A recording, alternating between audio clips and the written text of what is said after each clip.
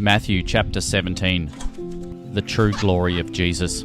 6 days later, Jesus took Peter and the brothers James and John with him. They went up on a very high mountain where they could be alone. There in front of the disciples, Jesus was completely changed. His face was shining like the sun, and his clothes became white as light. All at once, Moses and Elijah were there talking with Jesus. So Peter said to him, "Lord, it is good for us to be here. Let us make 3 shelters, one for you, one for Moses, and one for Elijah." While Peter was still speaking, the shadow of a bright cloud passed over them. From the cloud a voice said, "This is my own dear son, and I am well pleased with him. Listen to what he says." When the disciples heard the voice, they were so afraid they fell flat on the ground. But Jesus came over and touched them. He said, "Get up and don't be afraid." When they opened their eyes, they saw only Jesus. On their way down the mountain, Jesus warned the disciples not to tell anyone what they had seen until after the Son of Man had been raised from death. The disciples asked Jesus, "Don't the teachers of the law of Moses say Elijah must come before the Messiah does?" Jesus told them, "Elijah certainly will come and get everything ready. In fact, he has already come." But the people did not recognize him and treated him just as they wanted to. They will soon make the Son of Man suffer in the same way. Then the disciples understood Jesus was talking to them about John the Baptist. Jesus heals a boy. Jesus and his disciples returned to the crowd. A man knelt in front of him and said, "Lord, have pity on my son. He has a bad case of epilepsy and often falls into a fire or into water.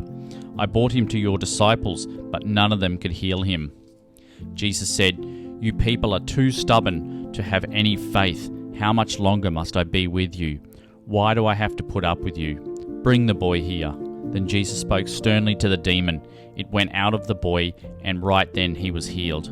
Later the disciples went to Jesus in private and asked him, "Why couldn't we force out the demon?" Jesus replied, "It is because you don't have enough faith. But I can promise you this, if you had faith no larger than a mustard seed, you could tell this mountain to move from here to there, and it would. Everything would be possible for you." Jesus again speaks about his death. While Jesus and his disciples were going from place to place in Galilee, he told them, "The Son of Man will be handed over to the people, who will kill him, but 3 days later he will rise to life." All of this made the disciples very sad. Paying the temple tax.